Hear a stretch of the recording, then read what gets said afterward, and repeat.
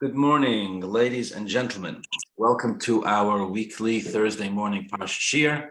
If you're watching us on YouTube, you are welcome to join us live Thursday morning, 11 o'clock a.m. Los Angeles time. We begin with a weather report. Baruch Hashem, the rain has cleared up, and we have a beautiful sun-shining day here in the City of Angels. So this week, instead of focusing on the Parsha of the week, we're going to study together some ideas from Megillat Esther, since Purim, of course, is Monday night and Tuesday. This Shabbos, in addition to being Parshas Tetzaveh, is also Parshas Zohar, where we read about the ancestors of Mordechai and Esther, Shaul HaMelech. We read about the ancestor of Haman, of course, Agag Melech HaMolech. And so we're already in the spirit of Purim. And so with Hashem's help, we'll study some insights into the Megillah. If you were at my Shiur this past Shabbos, I'm apologizing in advance. There will be some overlap and some repetition, but with Hashem's help, perhaps some fresh insights as well. For today, I'd like to begin with a medrash. The medrash is on Parshas Vayera, on the famous Akedah Yitzchak. In the beginning of the Akedah, the medrash the Possuk uses the expression Bayoim Hashlishi, that it was on the third day. Vayisa Avrom es Einov, and Avrom lifts his eyes, and he sees the place where Hashem intends the Akedah Yitzchak to take place. On the Possuk Bayoim Hashlishi, so in this Possuk in Parshas Vayera, describing the Akedah Yitzchak, Vayisa Avrom es Einov, on the third day, Avrom lifts his eyes. Says the Medrash, this is Bereishi Rabbah. Hadohu dechsiv, says the Medrash. This is connected. This is the deeper meaning, or this is the deeper significance of the Possuk in Megillat Esther, Perek. Bayoim hashlishi vatilbash Esther malchus. On the third day, Esther clothed herself in royalty. The simple meaning of the Possuk is that Esther put on the royal garments, referring to that famous meeting that Esther initiates to Achashverosh after not being called to the king for 30 days. Esther puts on after fasting for 3 days, Esther puts on royal garments and approaches the king, literally risks her own life, right? The Medrash says very famously that as Achashverosh sees Esther coming toward him, knowing that he didn't invite her, she was coming on her own. So the Medrash says very famously that Achashverosh complained to the people who were sitting around him that he doesn't do well with women.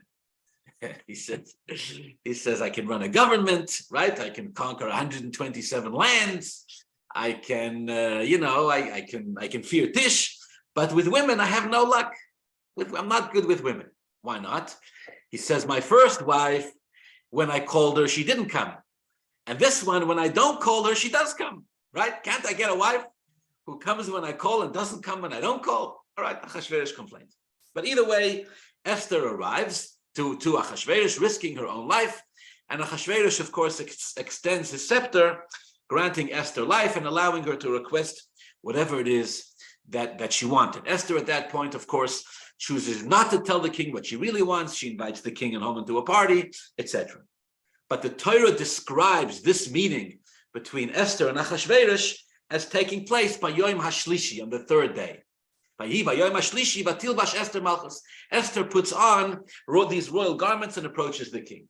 Says the Medrash, there's a connection between Avram Avinu going to the Akedah on the third day, arriving at the place of the Akedah on the third day. By Yom Hashlishi, the third day, Avram raises his eyes, Vayaras HaMokim, and sees the place Hashem intends him to go.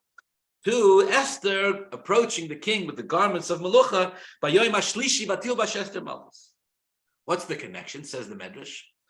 Be'ezes chus. With which merit did Esther merit?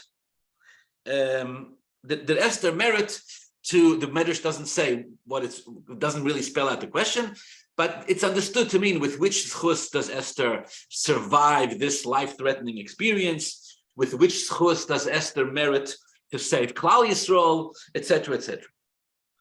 Rabbanan Amri, Chachamim, the rabbis are of the opinion, B'schus Yom Hashlishi shel Matan Torah.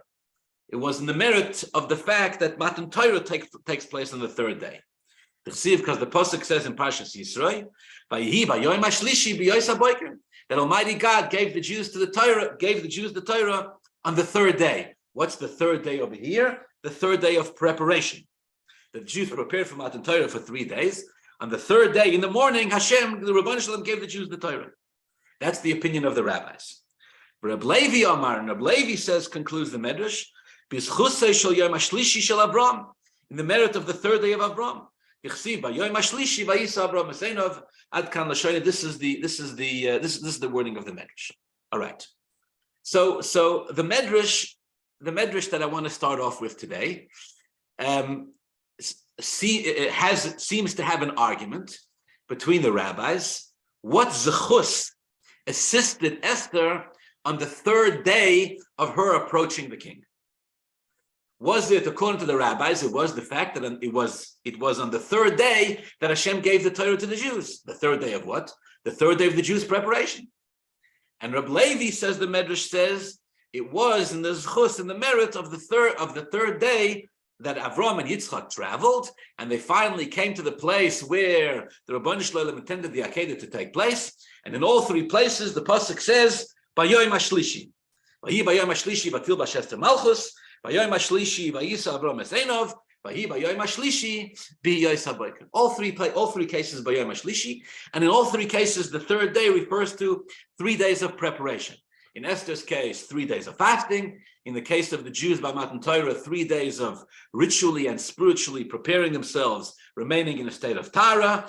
And in the case of Avram Avinu, where he traveled for 3 days, him and Yitzchak and Yishmael, till they got to the place where Hashem had intended for them for the Akedah to take place. Okay, the argument in the Medrash is only which zechus assisted Esther in this scenario to help her, do what it is that she had to do. Was it the zechus, the merit of the fact that Matan Torah was given on the third day, or was it the zechus that Avram and Yitzchak came to the Akedah on the third day? Of course, in a broader sense, the understanding here is that it was that the Medrash, the debate was it the zechus of the Yidden accepting the Torah, which took place on the third day, or was it the zechus of the Akedah that Avram was prepared to sacrifice Yitzchak, which took place on the third day of their journey?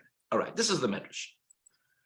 The commentaries have a difficult time understanding this Medrash for many reasons. Today, I want to focus only on one, and at least the one that's most relevant to Megillas Esther, and which I think is actually the most glaring and obvious difficulty with this Medrash. And the difficulty with the Medrash is debating, the rabbis are debating which zechus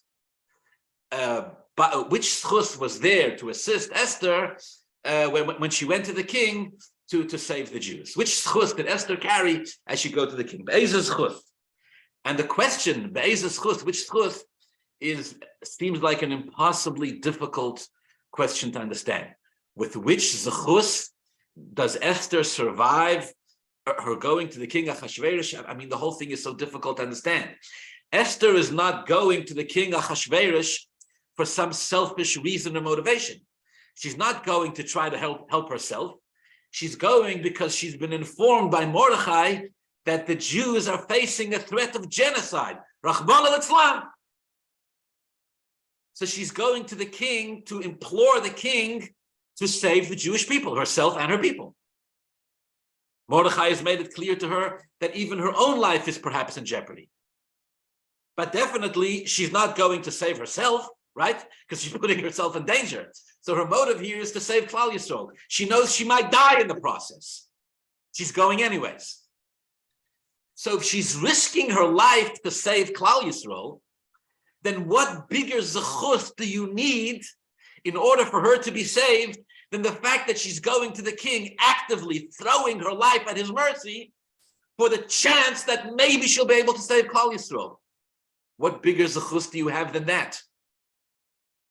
Why do I have to go start digging up stuff from the past? Oh, the Possuk says, Bayoim HaShlishi, she went on the third day, just like Matan Torah was given on the third day of their preparation. And just like Avram and Yitzchak got to the Akedah on the third day of their journey. Why is that relevant? In fact, you could make the case that what Esther did is in a sense, is much greater and much more noble and much more altruistic than both other stories combined. In the case of Matan Torah, the Jews are not facing any danger, at least not at the beginning of the day. At some point, Hashem hangs the mountain over their heads. But by Yom HaShlishi, b'Yoysa Boiker, there was no danger. The Jews didn't think they were going into any type of danger. They were going to receive the Torah. And in the case of Avram and Yitzchak, the Avram Avinu was carrying out an instruction that Hashem explicitly gave him.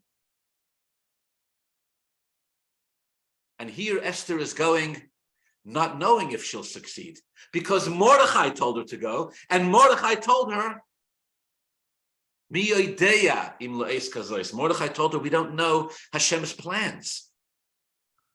And yet the Medrash seems to be sitting here discussing and debating which zechus is Esther going to the king with. Okay, we'll get back to this with Hashem's help, perhaps, as we get further on. I want to discuss and learn with you today, in order to understand this, a fascinating Rashi in Megillah Esther. All right? Some of the pieces that I'm going to quote from this Rashi are famous, some are less famous. The Rashi is in Perek Daled of Megillah Esther. Perek Daled, Possuk Aleph, on the words, Mordechai Yoda. Mordechai knew, or Mordechai was aware.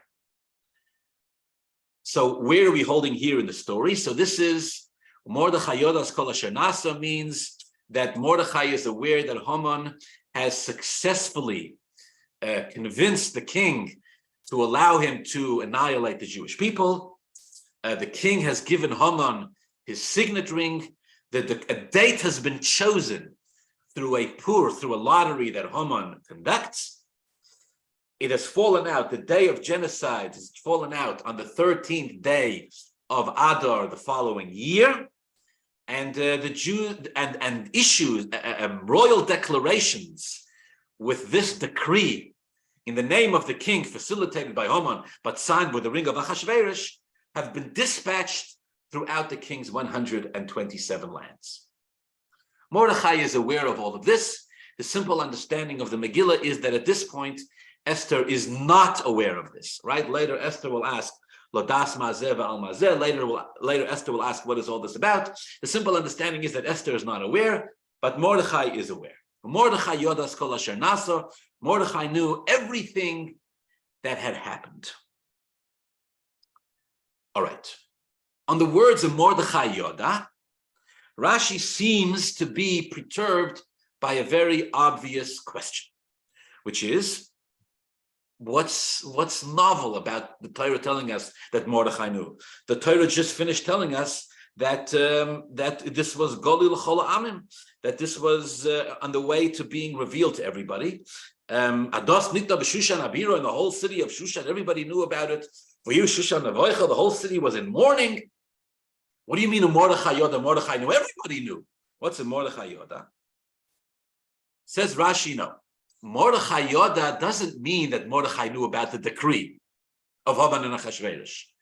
Mordechai Yoda doesn't mean that Mordechai knew that the Jews were sentenced to death. Rahman al-Islam. Mordechai Yoda doesn't mean that Mordechai knew that Achashverosh gave Haman his ring or anything, or that the royal proclamation was being sent throughout 100. It doesn't mean any of that. Mordechai Yoda means something else. Says Rashi. I'll read the words of Rashi and I'll translate. Says Rashi, Mordechai Yoda bala chaloim omar loy. Mordechai was informed of something in a dream. Bala chaloim, the master of dreams, referring usually to the angel who is in charge of dreams, who is appointed at facilitating dreams. Bala chaloim omar loy, says Rashi, the master of dreams, the angel in charge of dreams, communicated something to Mordechai in a dream. That's what the Torah is referring to with the Mordechai Yoda. That's what he knew. Okay, what the angel of dreams tell him? Shehiskimu ho'elyonim lekach. That the elyonim, the supernal beings, Rashi doesn't say what's these supernal beings are, right? But this typically refers to the Rabbi Shalom, the Pamalya Shalmaila, the heavenly angels, the God and his entourage. Hiskimu halyonim lakach, the supernal beings have given their consent to this. What's this? The decree of Haman. Mordechai is informed in a dream that Haman is not acting alone.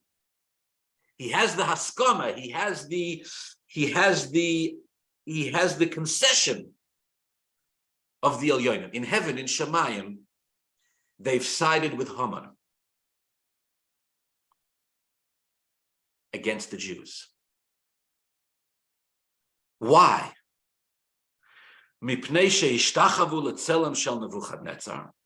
Because, says Rashi, they bowed down to the idol of Nebuchadnezzar when Nebuchadnezzar destroyed the first base of Mikdash. And the Jews enjoyed the meal of Achashverosh. End of quote in Rashi. Again, Rashi says when the Possuk says Mordechai Yoda, Mordechai knew, it doesn't mean that Mordechai was aware of the decree, of the bad news of Haman and Achashverosh, because everybody was aware of that. Rather, and not uniquely Mordechai. Rather, Mordechai Yodas Kol Shenasa means that Mordechai alone, there's something that Mordechai alone is aware of that nobody else is aware of. Mordechai Yoda. What is it that Mordechai is uniquely aware of? Says Rashi, Sheishkimu el yoinim lakach, that the supernal beings in heaven have given their consent. They have empowered, they're facilitating. In heaven, they're facilitating the plans of Haman against the Jews. Because the Jews bowed down to the idol of Nebuchadnezzar and they enjoyed the meal of Achashverosh. Okay, perhaps, although Rashi does not say this explicitly, perhaps this is the deeper meaning, according to Rashi, of the following words in the Possuk. Mordechai Yoda, Mordechai knew, quote, as kol asher nasa, everything that had happened, meaning Mordechai was not just aware of what everybody else was aware that had happened, but Mordechai was aware of as kol asher nasa, everything that happened, including the things that had happened 70 years or close to 70 years beforehand, when the Jews bowed down to the idol of Nebuchadnezzar, and Mordechai was aware that all of this is coming into play. And because of this, the Jews are in danger. Okay, and that's the reason why Mordechai tears his clothing, of course, and puts on sackcloth and ashes, and he goes out and he cries and cries out in the street, a bitter and loud and great cry. The understanding of Rashi, let's go a little bit deeper, and then I'll get to the background of this. The understanding of Rashi is this. If Mordechai had not been informed so by the Baal HaChaloim, if he hadn't received this information from the master of dreams, from the orchestrator, from the angel who facilitates dreams, perhaps Mordechai would not have been so scared. Perhaps Mordechai would not have been so concerned. He would have taken a look. There's Haman, there's Achashverosh. Perhaps he would not have really torn his clothing and put on sackcloth and ashes and really cried this way. Why not? Mordechai maybe would have assumed that the Jews are not really in danger. How can we say that? Haman has just sentenced the Jews to death. Well, not to, God forbid, make light of it, but Mordechai maybe would have sat there and said, so what? Another Jewish enemy who thinks he's going to wipe us out? This happens in every generation, in every single, right? This year is being recorded in 2023. In 2023, this past Shabbos, our enemies, Nazis and Nazi supporters and all the rest of it, declared a day of hate throughout the entire United States of America, and only God knows where else. The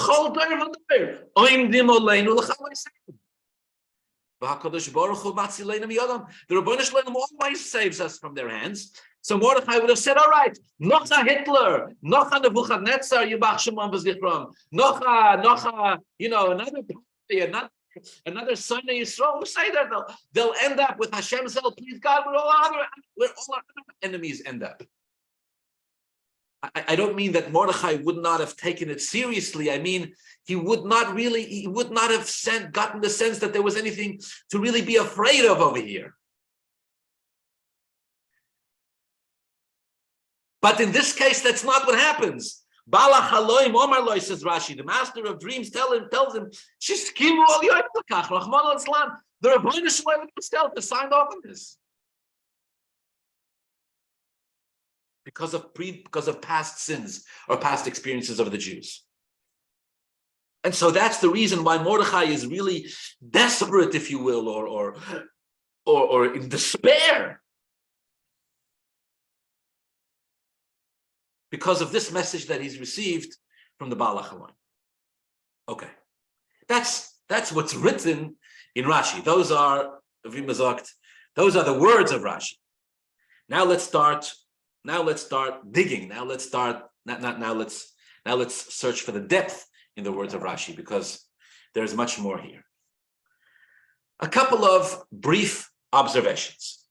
Number one, Rashi says this information is given to Mordechai by Baal HaChalayim, by the master of dreams. To the best of our knowledge, we don't know where Rashi got this from. Where did Rashi get this idea that Mordechai has this dream, and in the dream there's a malach that comes to him and tells him this? We don't know this. We don't know where Rashi takes this from. Again, Rashi doesn't make up commentary, obviously.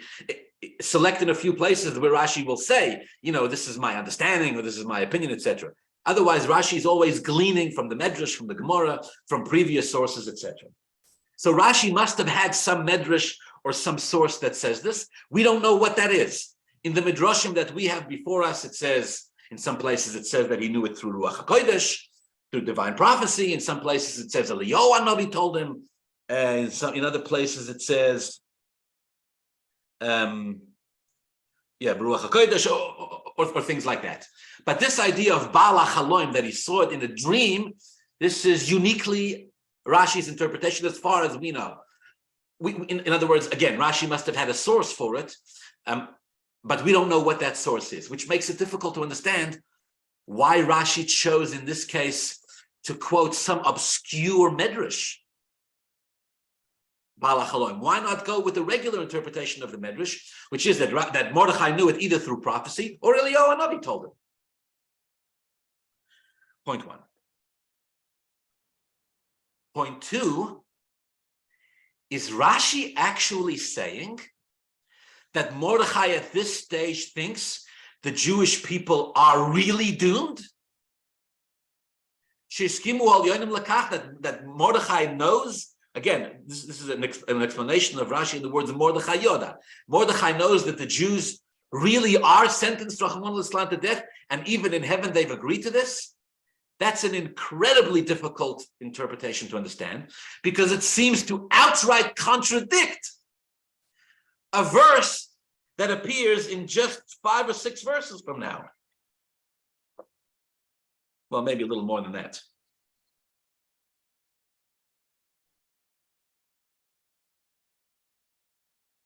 "14 verses from now. In 14 verses from now, when Mordechai is convincing Esther to go to the king, and Esther is saying, but if I go to the king, I might die, Mordechai tells her, Revach v'hatzolo yamoid la Yehudim mimokem acher. He tells Esther, make no mistake, the destiny of the Jews is not in question.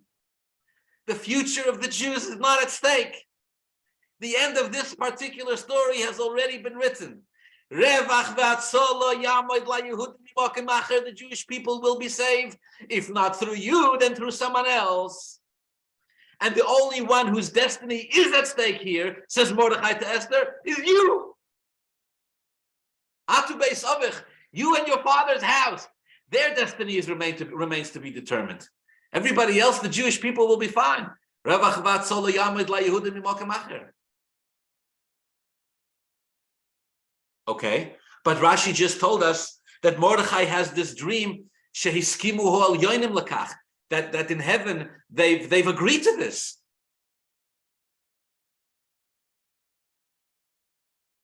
So if Mordechai believes that in heaven they've agreed to this, then why is he saying that the Jewish people are going to be saved?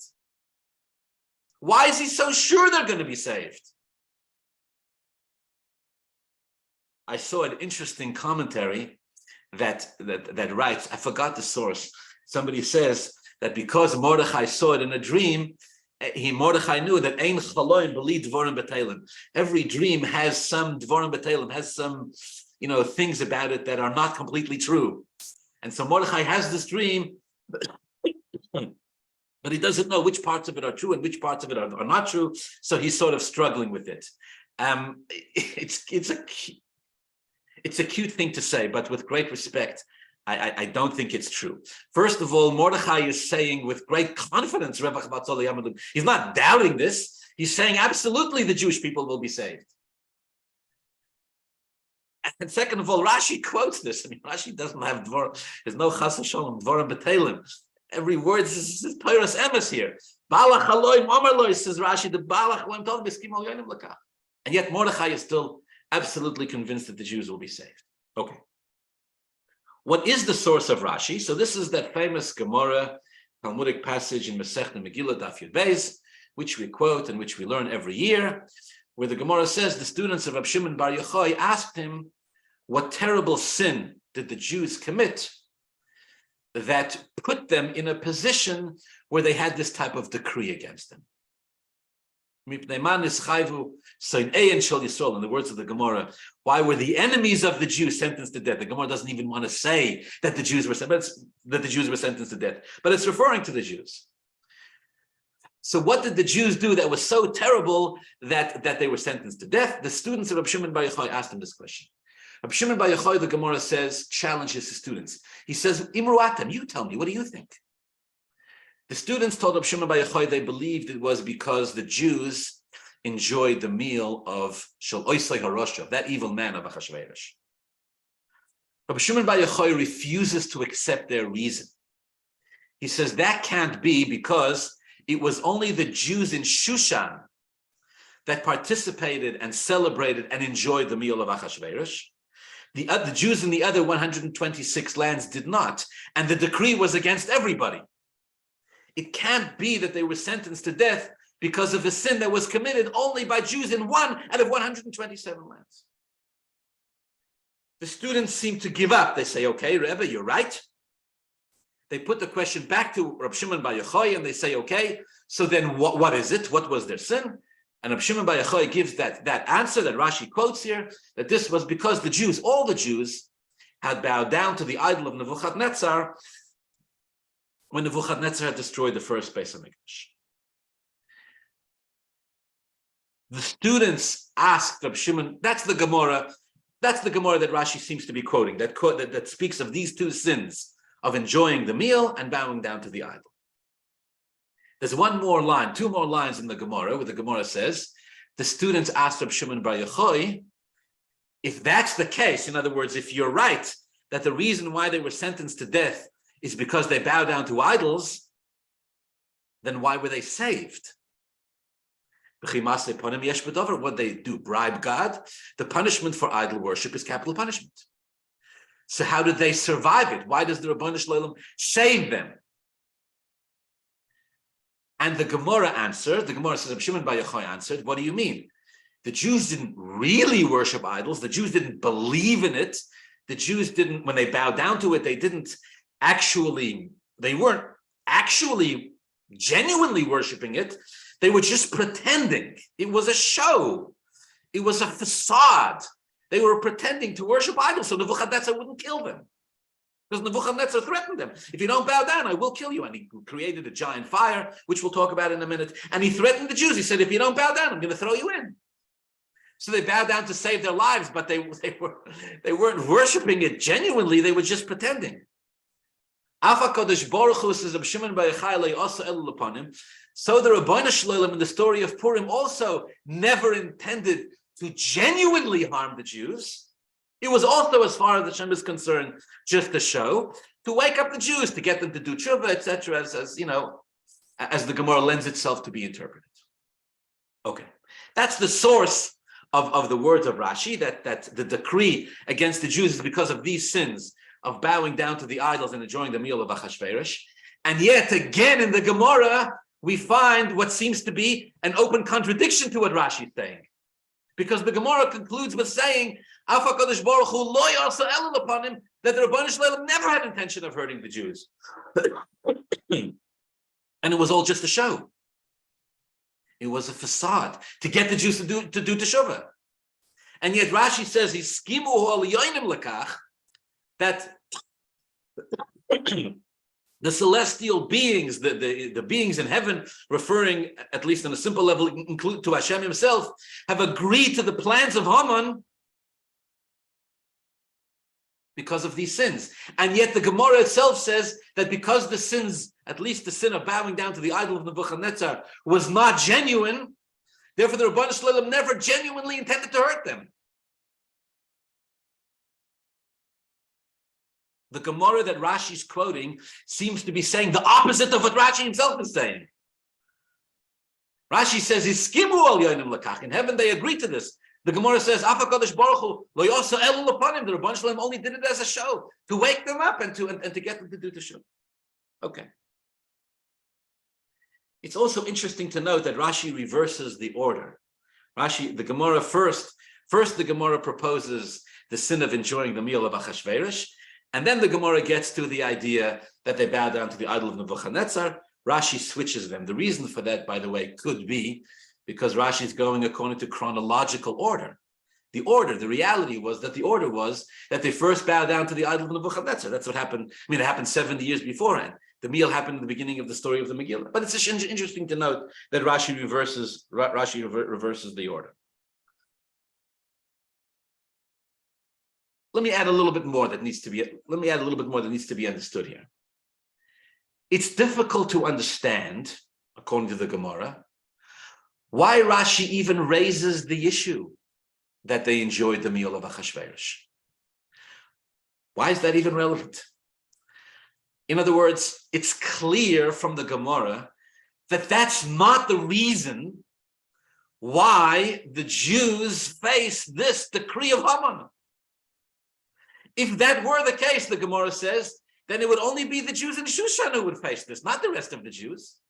That's what Rabbi Shimon Bar Yochai is arguing this point in the Gemara Megillah. Rabbi Shimon Bar Yochai is saying we have to find something that all the Jews are guilty of, not just some of them. And once we find something that all the Jews are guilty of, which is the bowing down to the idol of Nebuchadnezzar, then if that sin warrants a repercussion, it warrants a decree like the decree of Haman, which again the Gemara says is just for show, then that's the reason. How is the fact that they enjoyed the meal of Achashverosh even relevant here? When Rabbi Shimon Bar Yochai said that cannot be the reason, because that only applied to the Jews in Shushan.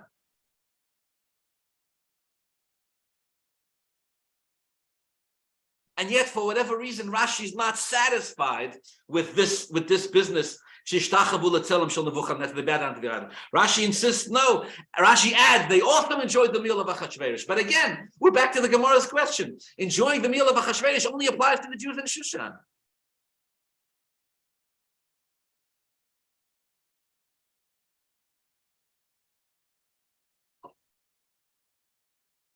Why is Rashi adding this? All right. Another thing that I'm wondering about, I don't know that I have a good answer for the following question, but when Rashi says shehiskimu ho elyonim lakach, the supernal beings are giving their consent to this, who exactly are we referring to? Does Rashi mean Hashem? We can't not mean Hashem, right? Because if Hashem doesn't agree, then how would any other celestial beings agree? So why doesn't Rashi just say shehiskim HaKadosh Baruch Hu lakach? It's just an interesting expression. The ones in heaven have agreed to this. This is an interesting, I don't know that it's very common. The ones in heaven have agreed to this.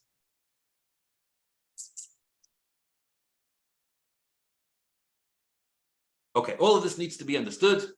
I'll do my best to provide some light and insight, maybe one or two ideas here. And of course, as always with Megillas Esther, with Megillah Esther, there's just an unlimited amount of medrash and commentary and on every word and every letter. I believe it's fair to say more so than perhaps any other section of Torah. Okay. Let's go back to this story of the Jewish people bowing down to the idol of Nebuchadnezzar. So as the Gemara is saying over here in Masechta Megillah, when Nebuchadnezzar did this, after he destroyed the first Beis Hamikdash and forced all the Jews into Bavel, into Iraq, into Golus Bavel, he forced all the Jews to do this by threat of death, right? He told the Jews, listen, you're either going to bow down to this idol or I'm going to kill you. But he wasn't vague about it. He erected a giant fire and he told the Jews, I'm going to throw you into this fire if you don't bow down to the tzelem, to this idol, to this statue. And the Jews all did. The Jews all did. There are 4 exceptions. Daniel, Hananiah, Mishael, and Azariah. Daniel, the Torah says very famously, ran away. Okay. So that he wasn't there at that time. In fact, in one place, Tosfos says others, Hananiah, Mishael, and Azariah could have done the same. They chose not to. Tosfos actually says they chose not to because they learned from the frogs in the story of Makas Tzfardeya and Mitzrayim that the frogs willingly jumped into the fire. So from the frogs, Tosfos says they learned not to run away. All right. But be it as it may, the first of the 4 that doesn't bow down to this idol is Daniel, because he runs away. Hananiah, Mishael, and Azariah, they don't run away. And they also don't bow down. So they get cast into the fire. The Torah says that before they were cast into the fire, Nebuchadnezzar sort of challenged them, if you will, like a typical, like a Hitler from 2,500 years ago, same style, same chutzpah, same sadistic style of speaking. He said to Hananiah, Mishael, and Azariah before he threw them into the fire, he says to them, sarcastically, he says to them, "No, you guys are ancestors of Avraham Avinu. So if you're worthy," Nebuchadnezzar says, "if you're worthy, then then your God will save you from my fire, just like he saved Avraham Avinu, your ancestor, from the fire of Nimrod." And Hananiah, Mishael, and Azariah say, "No, Avraham Avinu was a tzaddik and he deserved to be saved. We are not tzaddikim, we don't deserve to be saved." And they were thrown into the fire. Now they were thrown into the fire, the Torah says, and of course, miraculously, they were saved. The Torah T'mimah says something very beautiful. Torah T'mimah says, from here you learn that when a person has Mesiras Nefesh, has self-sacrifice, if they're doing it because they're hoping or they're counting on the Ribono Shel Olam saving them, they won't be saved. But if they do it with the intent of not being saved, then the Ribono Shel Olam does save them. Right? Avraham Avinu, Hananiah, Mishael, and Azariah, they thought they were going to die, and Hashem saved them. Horon, Avraham Avinu's brother, thought he was going to live like Avraham Avinu, and he died in the fire. All right, says the Gemara, Masechta Sanhedrin, Daf Tzaddik Gimel. When Hananiah, Mishael, and Azariah emerged from the fire, unburned and unscathed, could you imagine a miracle? Amazing. Nebuchadnezzar himself is left with his tongue hanging out of his mouth. Could you imagine, says the Gemara, the headlines that this news story made? News started to travel far and wide. That there were 3 Jews who were challenged by Nebuchadnezzar to bow down to an idol. They refused. Nebuchadnezzar said, if you don't bow down, I'm going to throw you in. And they said, throw us in and we'll die. We'd rather die rather than bow down to your idol. We'd rather be burned alive. And he threw them in and they emerged unscathed. It got the attention, says the story of Hananiah, Mishael, and Azariah being saved, got the attention, says the Gemara, of Kol Malchei Umayis Olam, of all the kings of the world, of all the royals of the time.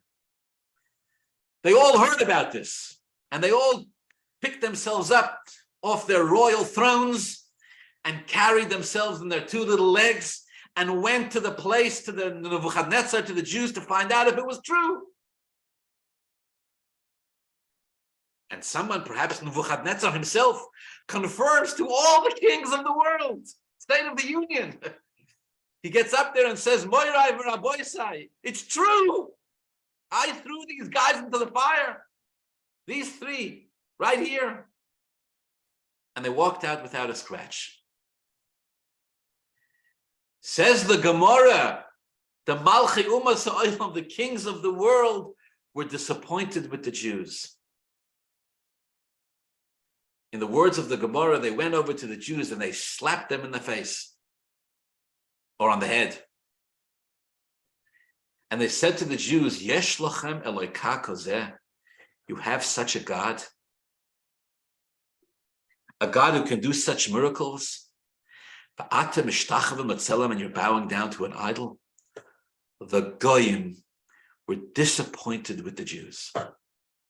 They said to the Jews, what's wrong with you?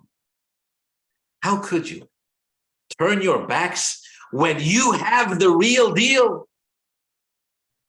When you have, right? When you have the real God, when you have a God who can do such miracles, what are you doing bowing down to an idol?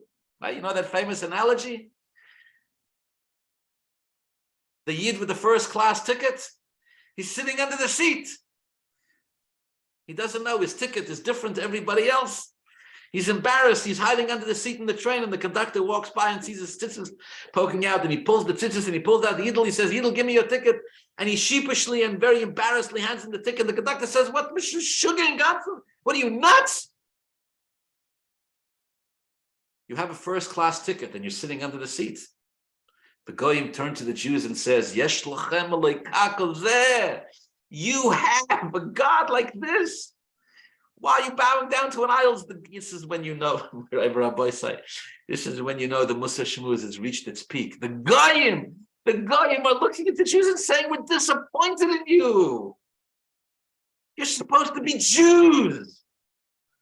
Yesh lachem Eloka kozeh. You have it. You have a neshama. You've got this God. It's inside of you. Come on. What's wrong with you? Why are you bowing down to an idol? The Goyim said, we're disappointed. Where's the Goyim Yaakov? Where's the Jewish pride? The Gemara says, the Malchi Ummah Sa'olam, the kings of the world, mustered the Jews after they bowed down to the idol of Nebuchadnezzar. And the Gemara concludes that the Jews hung their heads in shame. They were embarrassed. They turned to the Rebbeinu Shalom and they said, Rebbeinu Shalom, L'cho Hashem Hatzdaka V'lonu Boishes Haponim. Rebbeinu Shalom, we are embarrassed of what we did. We're ashamed. They experienced a moment of true shame. L'cho Hashem Hatzdaka V'lonu Boishes Haponim. The Lubavitcher Rebbe once wrote, he said, that moment where the Jews hung their heads in shame and said, Rabbeinu Shalom, we're embarrassed of what we did. The Rebbe said that moment was actually a moment of tshuva. It was a moment of they did tshuva. A Yid can always do tshuva. Once the Yidden, and the Rabbeinu Shalom accepted, once the Yidden did tshuva, the sin is wiped away. And so, for 70 years, approximately, this sin of the Jewish people bowing down to the idol of Nebuchadnezzar has no repercussions. There's no punishment for it. Nothing happens. In other words, the Jews, the Rebbeinu Shalom doesn't do anything to as a consequence for this. They bow down to the idol, right? But they're not punished for it. Why not? Because when the Goyim rebuked them for it, the Jewish people hung their heads in shame and said the Possuk, by the way, that till this day, we say every time we say slichus, which of course is a tefillah of tshuva. They said, "L'cha Hashem atzdaka Rabbanu Shalom." Be kind to us. We're embarrassed of what we did. We're ashamed of ourselves. We've spiritually soiled ourselves. We see it now. And so for 70 years, they're not held accountable for what happens. Until they go to the meal of Achashverosh. Until some of the Jews go to the meal of Achashverosh. And then the Gemara says, they didn't just go to the meal, but they enjoyed the meal.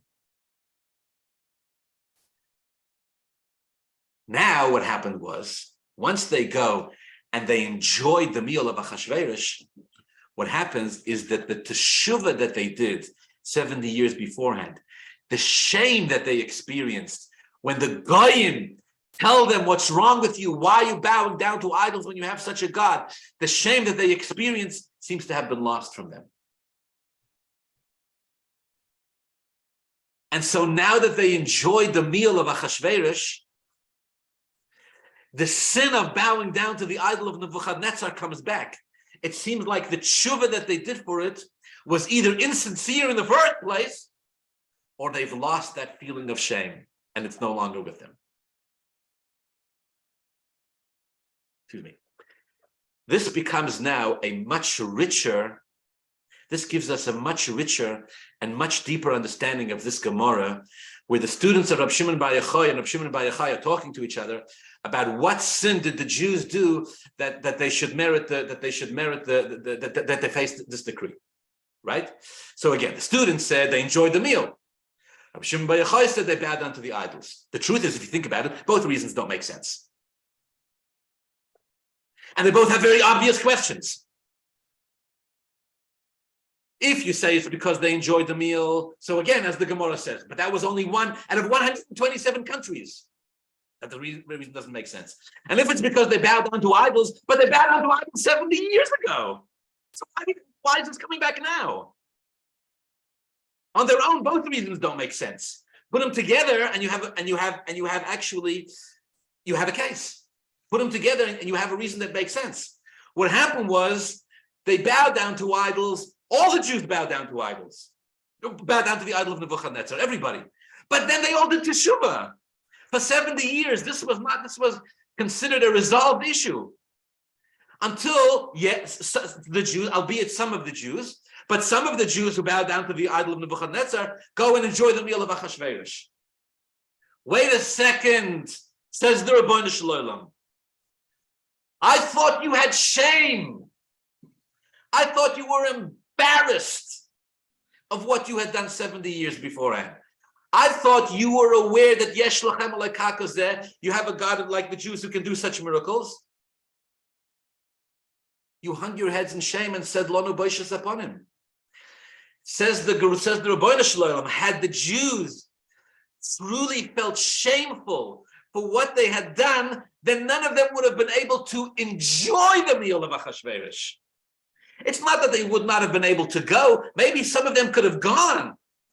But to enjoy it means you're present. The feeling of shame and the feeling of enjoyment don't go together. If you're embarrassed of turning your back on the Rabbanu Shalom, then you don't enjoy sitting at a meal of Achashverosh, right? Let's bear in mind, the meal of Achashverosh was celebrating the fact that according to his calculations, 70 years had passed, the Beis HaMikdash hadn't been rebuilt. He was serving on the vessels of the Beis HaMikdash. He was wearing the garments of the Kohen Gadol, etc., etc.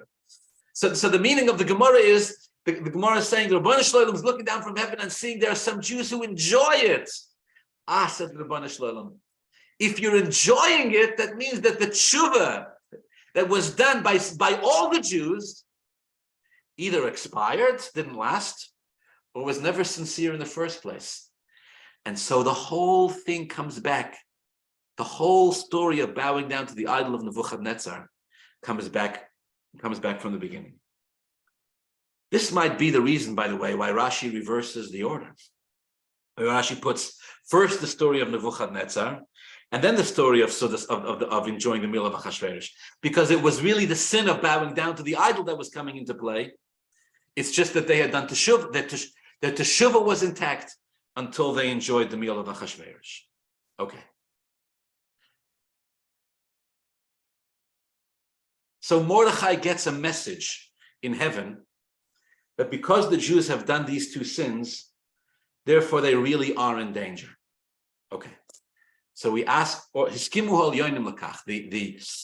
celestial beings have conceded to this. Okay. In the end, of course, despite Rashi saying that the celestial beings had given their consent to this, in the end, the Jews are saved. Right? Mordechai is right. Baruch Hashem, the Jews are saved. But not before the Jews have a moment of real Mesiras Nefesh, of real self-sacrifice. Okay. So what's going on here with this whole business of Iskimu al Yonim Lakach, that celestial beings agree to this? In other words, if they're agreeing to it, do they agree? Do they not agree? What's going on with it? I want to give you, I have mamash just a couple of minutes left. I want to give you just an analogy here that I once actually heard from my father, Zolzain Gesund, which I think brings out the idea that the Torah is trying to communicate here very beautifully. We know it's within the nature of a human being that a human being, if they face a life-threatening dangerous situation, a life-threatening, dangerous crisis, the human being is capable of doing things that under normal circumstances, a human being is never capable of, right? Let's talk about, they call this the adrenaline, right? So people, in other words, this is documented. People have been in Rahman al-Islam, in burning buildings, trapped under cars, in one place or another, where in order to save their lives, they have to jump out of a building, they have to, lift a car, they have to just do things that under normal circumstances are actually impossible to do. But they do it, and their lives are saved, or the lives of loved ones are saved, or things like that. So what happens? What happens is an adrenaline is released. It's a chemical. An adrenaline is released in the body, and the person is able to do this. Of course, they can't do it again. But at the time, they're able to do it. The power of adrenaline, very, very powerful. What releases this power of adrenaline? The fact that the person sees, feels, believes that their life is in danger. And the only way to save myself was to save Rahman al-Islam, a family member, a loved one, is to pick up this car. So you go and you pick up the car. What if the person's life isn't really in danger? In other words, what if there's two ways for me to save myself? One is through lifting up the car, and the other one is through running away. But running away is very, very difficult. It would be much more convenient for me if I could lift up the car. Then the power of adrenaline is not released. And you physically, here's the point, you physically won't be able to lift up the car unless you know and believe that your life is literally in danger and you are Rahman al-Islam facing your end. You're under normal circumstances, then you're stuck with your regular human limitations. Only when it's do or die, fight or flight, swim or drown, is this power within the person released. Okay. Now there's a twist, right? So what if I'm stuck under a car? Not me, Rahman al-Islam. What if a person's stuck under a car? The fire is coming, and I got to lift the car in order to get out. I can't lift the car. My life is in danger. What if I'm lying there, and what if a person's lying and tells themselves, don't worry, you'll be fine. Why? Because soon the power of adrenaline is going to kick in, and then you'll be able to lift it, and then you'll be able to save yourself. What happens then? It's a bit of a catch-22. If you think you have the power of adrenaline, if you're counting on it, then you don't really feel like you're in danger. If you don't really feel like you're in danger, then the power of adrenaline won't be released, and then you really are in danger. It's kind of like the word of the Torah Truma that I said before. If you think you're going to be saved, then you won't be saved. But if you think you won't be saved, then you will be saved, but for a different reason. If your life is actually in danger, then the adrenaline is released, otherwise not. Okay, why am I saying this? Why are we talking about this? Just like there is a physical power of adrenaline, there's also a spiritual power of adrenaline. There's an adrenaline in the neshama that gets released when the neshama feels like its connection to Hashem is truly at stake, where the Jew will break forward with such a mesirus nefesh that the Jew themselves is surprised by it. I never knew I had this within me. But like physical adrenaline, which is released only at the moment that the person is truly in danger, so it is with spiritual adrenaline. It's only released at that point where the person fears or feels that the yid feels that their own spiritual existence, their own neshama is at stake here, and then boom, the neshama releases it. This might be a deeper meaning of the words Hiskimu Hol Yonim Lakach. Mordechai is communicating, the celestial beings have consented to this. Now, at the same time, Mordechai is saying the Jews will be saved, and the Gemara says the whole thing is only a facade. So what does it mean? Of course, the Jewish people were going to be saved, but in order for them to be saved, we need their adrenaline. We need their neshamas to come out. In order for the neshamas to come out, they have to get to a place where they have to see the real danger involved in a Jew bowing down to an idol. They have to get to a place where they feel and they're told that if you're going to bow down to idols and sit at the meal of Achashverosh and enjoy it, then there'll be nothing left of you. The Jews needed to be given this message, and Mordechai was the message bearer. Very unpleasant message to give the Jews. But the message to the Jews is, if you continue bowing down to the idols of Nebuchadnezzar, and if you continue sitting at the meal of Achashverosh and enjoying it, then the Jewish nation will be annihilated, Rahman al-Islam. Is that eventually what's going to happen? Of course not, because the Jews are going to wake up. But in order for them to wake up, they need to experience, they need to sense the danger that they're in. And so they're told by this, through Mordechai, by this Baal HaChaloim, that in a mindset, in a reality, in a world where they're bowing down to the idol of Nebuchadnezzar and enjoying the meal of Achashverosh, they really will be annihilated. And so the neshamas better wake up and they better do and uncover the depth, do teshuvah, and uncover the depth of their true and indestructible relationship with the Rebbe Shalom. Okay, let's go back to the medrash we started off with. Right? We asked. The medrash says, in the schus of Avram Avinu going to the Akedah, on the third day, in that schus, Esther is saved as she stands in front of the king. And we asked, why does Esther need a schus to be saved as she stands in front of the king? Perhaps the meaning of this is not the schus that Esther needs to be saved, but the schus that the Jewish people need to be saved. The Jewish people need a zechus in order to be saved. What's the zechus why do they need a zechus? Because again, they're in a mind frame where they're bowing down to idols, enjoying the meal of Achashverosh. They need a wake-up call. What's the wake-up call that always comes to save the Jews? Avram and Yitzchak by the Akedah.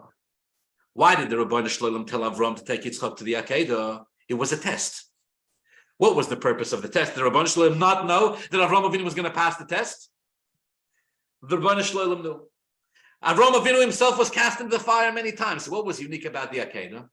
The Akedah was that moment where we see that the first Jew, Avram Avinu, taught his son Yitzchak, the second Jew, that in order to be a Jew, there are times when you're going to have to be ready to have actual self-sacrifice in Mesiras Nefesh. And yes, from the day that Avram Avinu put Yitzchak on the Akedah, and Yitzchak stuck out his neck and said, if this is what the Rebbe Shalom wants, then shech me and make me a sacrifice to the Rebbe Shalom. From that day on, it's baked into the DNA of a Yid to have actual and real Mesiras Nefesh. Says the Medrash. You want to know what zechus saved the Jews at the time of the story of Purim? You want to know what came to wake them up when they were living in a reality, in a world where they're sitting at the meal of Achashverosh, which is being thrown to celebrate the fact that the Beis Hamikdash is not being rebuilt. And the Jews have got to such a low spiritual level that they're sitting at this meal, and here's the point, and they're enjoying it. They're enjoying it. What zechus is going to come and save the Jews now? Says the Medrash, it's the zechus of Bayom HaShlishi. What's Bayom HaShlishi? Where Avram took his son Yitzchak, tied him up hands and feet, put him on the Akedah and says, here's what it means to be a Yid. You have to be ready to give everything away, everything, for the sake of your relationship, for the sake of our being Jews, godly beings. You got to be ready to give it all up. And when you are, Kodesh Baruch Hu Matzileinu Miyadam, the Rebbeinu Shalom saves us from their hands, and we emerge like Yitzchak did from the Akedah, like the Jews did from Purim, like Esther did from Achashverosh, unscathed and unharmed. But please God, having learned a lesson that will stay with us for the rest of all of Jewish history, that we're reminded of again and again every time we read the story of the Megillah of Purim, which is, if we're sitting at the meal of Achashverosh and enjoying it, if we think we are protected, if we think we've done well because Achashverosh is protecting us, then there's a Haman around the corner ready to destroy us. May Hashem protect us and commit genocide. But if we remember the message of Mordechai, which is, we don't bow, we don't kneel. We're not intimidated, we're not impressed, we're not scared, we're not moved by it at all. We remember who it is that we are, and we fear or intimidated by no one else. Then V'zichram lo Yosef Mizaram, then the holiday of Purim, the Yom Tov of Purim, and the Zchus of the Akedah stays with us forever. May it be light and joy and happiness and celebration for all Jews all around the world. Kein tia lanu l'chol Yisrael. Have a wonderful Shabbos and a wonderful Purim.